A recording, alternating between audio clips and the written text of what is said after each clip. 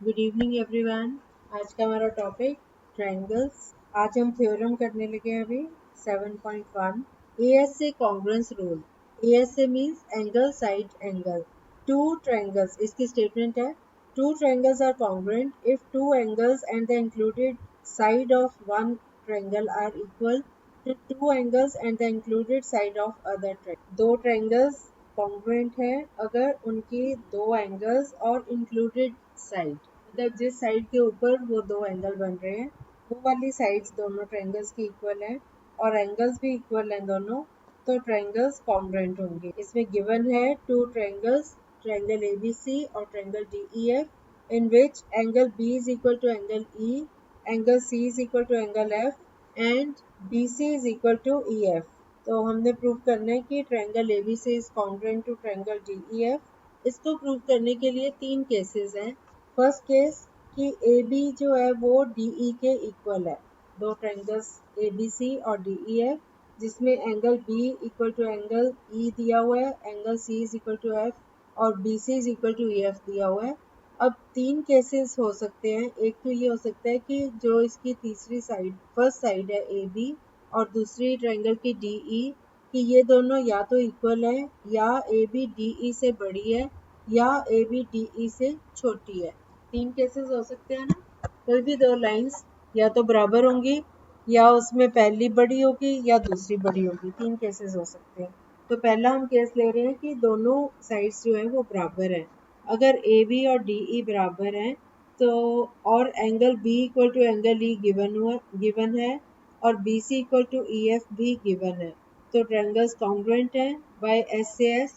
AB is equal to DE, BC is equal to EF और included angle B is equal to angle E, so triangle ABC is congruent to triangle DEF। और second case है, ये भी possible है कि AB DE से बड़ी हो। अगर AB DE से बड़ी है साइड तो हम एक पॉइंट लेंगे AB के ऊपर such that PB is equal to DE। क्योंकि AB DE से बड़ी है तो वहाँ पे कोई एक पॉइंट हमने P ले लिया so that PB is equal to DE। अब ये दोनों ट्रायंगल्स में PBC और DEF, अगर PB equal to DE, angle B is equal to angle E, BC is equal to EF, तो by SAS triangle PBC is congruent to triangle DEF। अगर ये triangles congruent हैं तो इनके कॉरेस्पॉन्डिंग पार्ट्स भी equal होंगे। उस केस में angle PCB will be equal to angle DFE, लेकिन PCB जो है वो एंगल ACB से छोटा है, जबकि ACB हमें दिया हुआ है DFE के इक्वल। लेकिन अब जो ट्रायंगल्स कॉन्ग्रुएंट प्रूव करने के बाद, ट्रायंगल्स अगर कॉन्ग्रुएंट है तो angle PCB will be equal to DFE। तो उस केस में ये वाला एंगल जो हमें गिवन कंडीशन है वो रॉन्ग प्रूव हो जाती है। इसलिए ये जो हमने पॉसिबिलिटी ली थी कि AB is greater than DE, इसको हम रिजेक्ट कर देते हैं। This is not true. Similarly अगर अब दो केसेस हमने डिस्कस कर लिए, एक तो था कि AB is equal to DE और दूसरा था कि AB is greater than DE। जब AB is equal to DE था दैट वाज ओके, तब तो ठीक था, दोनों ट्रायंगल्स कॉन्ग्रुएंट हैं।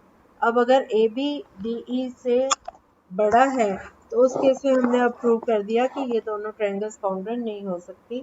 और तीसरा केस ये है कि अगर AB DE से छोटा है, उस केस में DE के ऊपर हम एक पॉइंट ले लेते हैं M और M को F से ज्वाइन कर देते हैं। उस केस में MF जो है वो AC के इक्वल ले लिया हमने, EF BC के इक्वल है और एंगल जो F था वो एंगल C के इक्वल गिवन था। लेकिन अब हमने एक पॉइंट ले लिया इसको एक्सटेंड करके, तो इस साइड वाला एंगल अब इससे बिगर होगा, सो ये वाला केस भी रिजेक्ट हो। So only one option is true, that is AB is equal to DE। So triangles are congruent. हमने SAS से ये प्रूव कर दिया दोनों ट्रायंगल्स कॉन्ग्रुएंट, और उसको यूज करके अब हमें पता चल गया कि by ASA triangles are congruent. तो ये प्रूफ था इस थ्योरम का। Is it clear to all of you? EF तो BC के इक्वल ही है। अगर थर्ड केस था कि अगर AB जो है वो DE से छोटा है तो DE के ऊपर हम एक पॉइंट M ले लेते हैं so that ME is equal to AB। लेकिन एम ई ए बी के इक्वल लेने से ये वाला जो एंगल है ये कट जाएगा, है ना, बेस एंगल जो कि ऑलरेडी हमें गिवन था इक्वल है। आप थर्ड केस को सिमिलरली करके भी कर सकते हो, क्योंकि आपने सेकंड केस प्रूव किया, जैसे सेम लाइंस पे थर्ड केस है, तो आप ये कह सकते हो similarly A B less than D E होगा तो तब भी ये कॉन्ग्रुएंट नहीं होंगे। So A B is equal to D E. हमने उसका कॉरेस्पॉन्डिंग पार्ट्स जो है वो भी इक्वल प्रूव कर दिए ना। So by A S A triangles are congruent. इसी तरह से अगली स्टेटमेंट है two triangles are congruent if any two pairs of angles and one pair of corresponding sides are equal। और इसको हम AAS congruence rule कहेंगे कि अगर दो एंगल्स और कोई भी एक साइड अगर इक्वल है, मैंने आपको बताया ही था AAS condition, angle angle side, क्योंकि अगर दो एंगल इक्वल है तो थर्ड एंगल अपने आप ही इक्वल होगा और फिर ASA कंडीशन अप्लाई हो जाती है। ठीक है, अब एक एग्जांपल करते हैं। Line segment A B is parallel to another line segment C D. O is the midpoint of AD. Show that triangle AOB is congruent to triangle DOC and also prove that O is also the midpoint of BC। इसमें एक figure दी हुई है, ऊपर एक CD line है horizontal और नीचे एक AB लाइन है हॉरिजॉन्टल, और हमें दिया हुआ है कि सी को बी से ज्वाइन किया हुआ है और ए को डी से। वही एक ट्रायंगल ऊपर बनी हुई है और एक नीचे, दोनों ट्रायंगल्स की जो साइड्स हैं वो एक दूसरे को इंटरसेक्ट कर रही हैं एट द पॉइंट ओ। एक ट्रायंगल OCD बन गई DOC और दूसरी ट्रायंगल AOB। अब इसको हमने प्रूव करना है कि AOB ट्रायंगल और DOC दोनों कॉन्ग्रुएंट है, जबकि हमें दिया हुआ है AB पैरेलल टू CD है। अगर ये पैरेलल है तो अल्टरनेट एंगल्स इक्वल होंगे, तो angle ODC is equal to angle OAB, alternate angles equal. दूसरा हमें दिया हुआ है कि O is the mid point of AD, so AO is equal to OD। और वर्टिकली अब तीसरी कंडीशन हमने अपने आप लगानी है, ढूंढनी है क्या हो सकती है। हमें और कुछ भी नहीं दिया हुआ, दो लाइंस पैरेलल दिए हुए हैं और ट्रायंगल्स की एक एक साइड इक्वल है। तो एक तो हमें ये पता चल गया कि लाइंस पैरेलल है तो अल्टरनेट एंगल्स इक्वल है। दूसरा ये कि दो लाइंस आपस में इंटरसेक्ट कर रही हैं एट O, तो vertically opposite angles are equal. So angle DOC is equal to angle AOB, angle D is equal to angle A alternate angles, और AO is equal to OD। So by ASA the two triangles are congruent। Triangle AOB is congruent to triangle DOC by AAS। Second condition है O is also the midpoint of BC। O क्यों होगा midpoint of BC? क्योंकि दोनों triangles congruent है, तो ये corresponding parts हैं। By CPCT CO will be equal to OB। Is that clear? अब आप अब हम एक्सरसाइज शुरू करेंगे। आप 2 मिनट अपने मन में ये रिवाइज कर लो जो कुछ मैंने अभी तक बताया आपको। हो गया क्लियर? अब हम एक्सरसाइज स्टार्ट करते हैं। फर्स्ट क्वेश्चन, इसमें एक फिगर दी हुई है, एक बेस है AB और A को ऊपर एक पॉइंट लिया हुआ है C। A को C से ज्वाइन किया, B को C से ज्वाइन किया, तो ये बन गई ट्रायंगल CAB। C ऊपर, A लेफ्ट में और B राइट में, ये एक ट्रायंगल बन गया। और AB बेस पे एक नीचे भी ट्रायंगल है। A को D से एक पॉइंट D लिया नीचे, AB के नीचे थोड़ी दूरी पे, A को D से ज्वाइन किया, D को B से ज्वाइन किया, तो ADB दूसरी ट्रायंगल बन गई। हमारे पास दो ट्रायंगल्स हैं ACB और ADB, ABC और ABD, ऐसे। ठीक है, अब हमारा क्वेश्चन है ये क्वाड्रिलेटरल बन गया ना, एक ट्रायंगल ऊपर है एक ट्रायंगल नीचे है और AB उसका डायगोनल है। तो ये ADBC एक क्वाड्रिलेटरल बन गया। अब इसमें हमें गिवन है AC AD के इक्वल है और AB एंगल CAD को बाइसेक्ट कर रहा है। जो डायगोनल है ना, वो A पे जो एंगल बन रहा था बड़ा क्वाड्रिलेटरल का, उस एंगल को बाइसेक्ट कर रहा है। तो ट्रायंगल का ऊपर वाला एंगल CAB और नीचे वाला एंगल DAB दोनों इक्वल हैं। और दूसरी कंडीशन है AC is equal to AD। Third क्या कंडीशन लगाएं जिससे हम प्रूव कर सकते हैं कि ट्रायंगल्स कॉन्ग्रुएंट हैं? आप ट्राई करो आप लोग। यस बेस सेम है, ए बी के इक्वल है, ए सी ए डी के इक्वल गिवन, और angle C A B equal to angle D A B. So triangle A B C is congruent to triangle A B D. ठीक है, अब वो next चीज पूछ रहा है क्वेश्चन में, what can you say about B C and B D. B C और बी डी क्या होंगे आपस? Yes, they will be equal because these are corresponding parts of congruent triangle CPCT. So BC will be equal to BD. बहुत आसान है ये question, सिर्फ आपको 5 कंडीशंस याद रखनी है, कौन कौन सी हैं जिनको अप्लाई कर सकते हो, और बस आपको क्वेश्चन में ही सही मिल जाएंगी। 2 कंडीशन मोस्टली गिवन होंगी, एक आधी आपने ढूंढनी होगी। तो आपको रिजल्ट्स पता है 7.1 आपकी 2 है क्या? ओके, ठीक है, दोनों ट्रायंगल्स कॉन्ग्रुएंट प्रूव करके फिर उनके corresponding parts are equal, so by CPCT. Next question, अब ये क्वाड्रिलेटरल है, ए बी सी डी। ए ऊपर से शुरू हो रहा है, बी तक गया, बी से नीचे राइट साइड में गया सी, सी से ऊपर डी, डी फिर से मुड़ गया ए की तरफ। तो ए बी सी डी एक क्वाड्रिलेटरल है। अब ए बी बेस लिया हुआ है, अब दोनों इस क्वाड्रिलेटरल में दोनों डायगोनल्स लिए हैं, ए सी और बी डी, ये ड्रॉ किए हुए हैं। अब हमारा क्वेश्चन है ए बी सी डी, अब इसमें 2 ट्रायंगल्स बन गए ना, तो हमें क्वेश्चन दिया हुआ है A B C D is a quadrilateral in which A D is equal to B C. जो अपोजिट साइड्स हैं 2 इक्वल हैं आपस में, ए डी और बी सी। ठीक है, और दूसरी चीज दी हुई है angle D A B is equal to angle C B A. ये 2 एंगल्स दिए हुए हैं, बेस एंगल्स। अगर हम बेस ए बी ले लेते हैं तो ए पे एंगल 1 बन रहा है, ये डी ए बी, और बी पे एंगल बन रहा है सी बी ए। तो ये दोनों एंगल्स हमें गिवन है, इक्वल है, और इधर की sides A D is equal to B C. तो ये 2 ट्रायंगल्स हमने प्रूव करनी है, ट्रायंगल ए बी डी और triangle B A C. Are they congruent? Triangle A B D and triangle B A C, A B C D quadrilateral है जिसमें A D equal to B C है, और angle D A B is equal to angle C B A. तो कौन सी condition लगाएं जिससे ये triangles congruent prove कर सके हम? एंगल सेम नहीं है, इक्वल है, एंगल इक्वल है, साइड सेम है, A B D A B और सी बी ए दोनों में ए बी आ रही है कॉमन, तो वो दोनों साइड, दोनों ट्रायंगल्स की कॉमन साइड है तो इक्वल हो गई।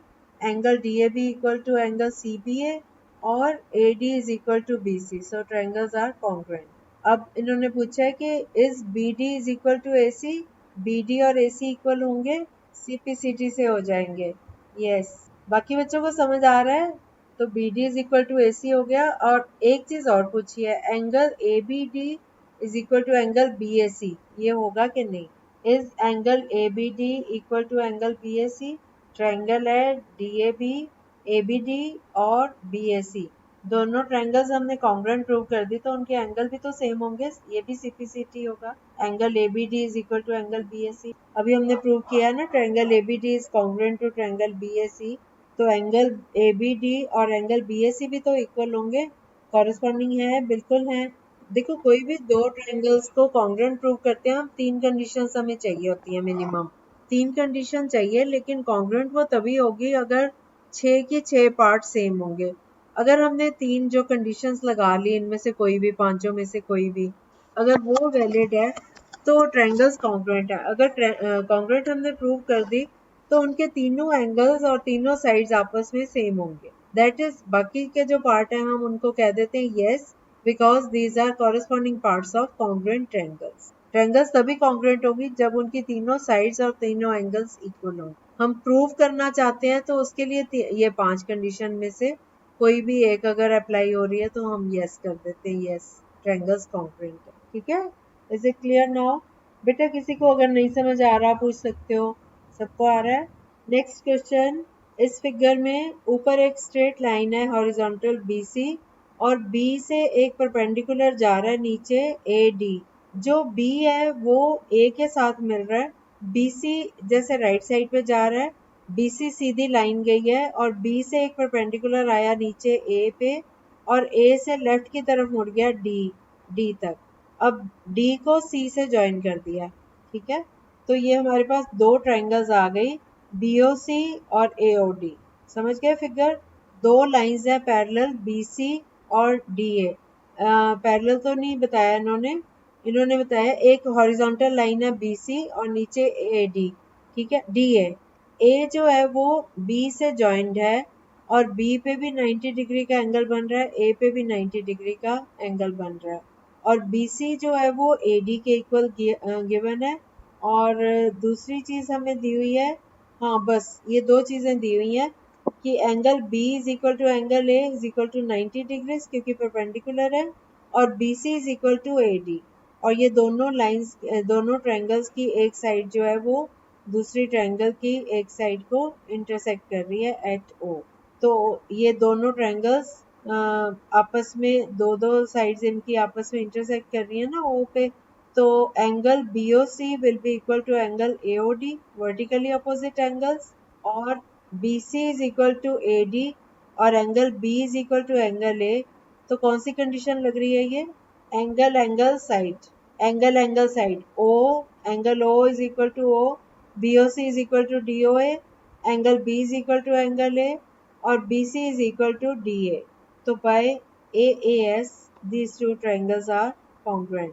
हम इसको इस तरह से भी कर सकते हैं और इस तरह से भी कर सकते हैं कि ये परपेंडिकुलर है ना B पे, B और A आपस में मतलब B पे भी एंगल 90 का बन रहा है और A पे भी 90 का बन रहा है। तो these are alternate angles, दोनों alternate angles इक्वल है, तो BC is parallel to DA। अब BC पैरेलल टू DA है तो angle C is equal to angle D। उस केस में ये बाय ASA ऐसे भी प्रूव कर सकते, बट ये ज्यादा इजी है, इसमें कम काम करना पड़ेगा। Vertically opposite angles, right angles equal और एक side equal, so by AAS triangles are congruent. ठीक है, मोहित, हरसिमर, यशराज, दिया, प्रतीक, आप लोगों को समझ आ रहा है ना सबको? आप लोग इतना एब्सेंट हो जाते हो तो एटलीस्ट अपनी ऑडियो सुन के आया करो, फिर आपको और जल्दी समझ आएगा। आपका बीच में लिंक टूट जाता है टॉपिक से रिलेटेड, फिर समझ भी नहीं आता कई बार, है ना? ऑडियो जरूर सुन लिया करो ताकि आपको क्लियर रहे नेक्स्ट डे जब आप आओ। Next question, L and M are two parallel lines intersected by another pair of parallel lines P and Q. Show that triangle ABC is congruent to triangle CDA। अब इसमें ना दो parallel lines हैं horizontal, L और M। ये L और M एक दूसरे के पैरेलल लाइंस हैं और L और M को दो पैरेलल लाइंस ही इंटरसेक्ट कर रही हैं, एक P लाइन और एक Q लाइन, और ये दोनों थोड़ी दूरी पे हैं आपस में। पहले जो हॉरिजॉन्टल लाइंस हैं, दूसरी जो है वो थोड़ी स्लांट है, they are not perpendicular, they are in slant. तो जब जहाँ ये आपस में इंटरसेक्ट कर रही हैं वो एक पैरेललोग्राम बन गया ना, क्योंकि L पैरेलल टू M। तो ये जो P और Q है ये L को A पे, P जो है वो L को A पे काट रही है और Q D पे काट रही है, और ये P इसको M लाइन को C, B और C पे, P B पे काट रही है और Q C पे काट रही है। तो ये ABCD एक पैरेललोग्राम बन गया क्योंकि opposite sides are parallel. P parallel to Q है तो AB is parallel to DC। इसी तरह से L पैरेलल टू M है तो AD is parallel to BC। ठीक है, तो ये एक पैरेललोग्राम बन गया और A को C से ज्वाइन किया हुआ है, AC इसका डायगोनल हो गया पैरेललोग्राम का। तो हमने प्रूव करना है कि ट्रायंगल, ये जो पैरेललोग्राम के दो ट्रायंगल्स बन रही हैं, डायगोनल जो इनके दो ट्रायंगल्स बना रहा है, ये दोनों ट्रायंगल्स कॉन्ग्रुएंट प्रूव करनी है। अब इनको कॉन्ग्रुएंट प्रूव करने के लिए हम कौन सी कंडीशन लगा सकते हैं कि AD is parallel to BC। ABCD एक पैरेललोग्राम बन गया ना जिसमें AD is parallel to BC and AB is parallel to DC। अब AD parallel to BC, so angle DAC is equal to angle ACB, interior alternate angles। Similarly, AB is parallel to DC, so angle BAC is equal to angle ACD, again interior alternate angles। और ये दोनों angles जो हैं वो equal वाले, वो एक ही line के ऊपर है AC पे, तो AC दोनों ट्रायंगल्स की कॉमन साइड हो गई। सो बाय AS से the two triangles are congruent. Triangle ABC is congruent to triangle CDA। समझ आ गया? मोहित आपको? ओके, बाकी बच्चों को? हरसिमर, यशराज को, प्रतीक को, समझ आ रहा है? आप लोग आते नहीं हो ना, कहाँ कंफ्यूजन हो रहा है? अब मैंने कांग्रेस की सारी कंडीशन समझाई थी, आपने वो वाला लेक्चर मिस किया हुआ है ना। आप पिछली ऑडियो सुनना, आपको ये भी क्लियर हो जाएंगे। क्या हुआ? हाँ, क्योंकि मैंने ये बेसिक तो उसमें बताया हुआ है। ये 2 दिन से ही शुरू हुआ है हमारा चैप्टर, कल ही शुरू हुआ है। आप एक ऑडियो सुनोगे आपको समझ आ जाएगा। अभी हमने थोड़ा टाइम पहले स्टार्ट किया है इसको, 1-2 लेक्चर ही हुए हैं, तो आप उनको सुनना, आपको क्लियर हो जाएगा बिल्कुल। उसके बाद ये वाला सुनना, ठीक है? सो ये क्वेश्चन हो गया। अभी मैं एक ही और क्वेश्चन करवाऊंगी। अगला क्वेश्चन है, line L is the bisector of an angle A. अच्छा, पहले मैं फिगर बता दूं आपको। एक ट्रायंगल है और उसके ट्रायंगल ट्रायंगल भी नहीं है, एक एंगल बना हुआ है। एंगल का एक बाइसेक्टर है बीच में से। ये 2 लाइन्स हैं, एक ऊपर से नीचे आ रही है ए पे टेढ़ी लाइन, और फिर ए से वो राइट साइड को मुड़ जाती है, तो ये एक एंगल बन गया ए। अब ए के बीच में से, एंगल ए के बीच में से एक लाइन जा रही है, वो एंगल ए को बाइसेक्ट कर रही है, ठीक है? और ये वाली जो लाइन है, इस लाइन का नाम है एल। एल लाइन का नाम है। अब इस लाइन पे जो ए का बाइसेक्टर जा रहा है ना पॉइंट ए से, उस लाइन पे एक पॉइंट लिया बी। बी से इस एंगल की जो ऊपर वाली साइड है, आर्म है, उस पे एक परपेंडिकुलर ड्रॉ कर दिया बी क्यू। इसी तरह से इसे बाइसेक्टर वाली लाइन से बी पॉइंट से नीचे वाली लाइन पे एक परपेंडिकुलर ड्रॉ कर दिया एट द पॉइंट पी। तो मैं आपको फिगर बता देती हूँ, 2 ट्रायंगल्स बन गए, बी क्यू ए, इसको मैं वही बोलती हूँ जो बुक में लिखा है। ट्रायंगल ए क्यू बी और triangle A P B, 2 triangles बन गए, जिसमें ए बी एक कॉमन आर्म है, और angle Q is equal to angle P is equal to 90 degrees, और angle QAB is equal to angle PAB। ये हमें 3 कंडीशंस हमें यहाँ से पता चल रही है। तो हमें फाइंड क्या करना है कि ये दोनों ट्रायंगल्स कॉन्ग्रुएंट हैं या नहीं है। क्या कंडीशंस लगेंगी अब? 2 तो एंगल्स इक्वल हो गए, यस, और एक बीच में कॉमन साइड AB, ठीक है? AB इज कॉमन साइड, और angle QAB is equal to angle PAB, और angle Q is equal to angle P 90 degrees. सबके रीजन देने हैं। एंगल QAB और PAB इसलिए इक्वल है क्योंकि हमें गिवन है कि this line L is bisector of angle A, और angle Q is equal to angle P is equal to 90 degrees, this is also given. And हमने जो अपनी तरफ से कंडीशन यूज करनी है, that is AB is equal to AB, both are common, दोनों sides, ठीक है? So triangle APB is congruent to triangle AQB. अब सेकंड पार्ट प्रूव करना है हमने, BP is equal to BQ, या B is equidistant from the arms of angle A। तो ये किससे होगा? CPCT।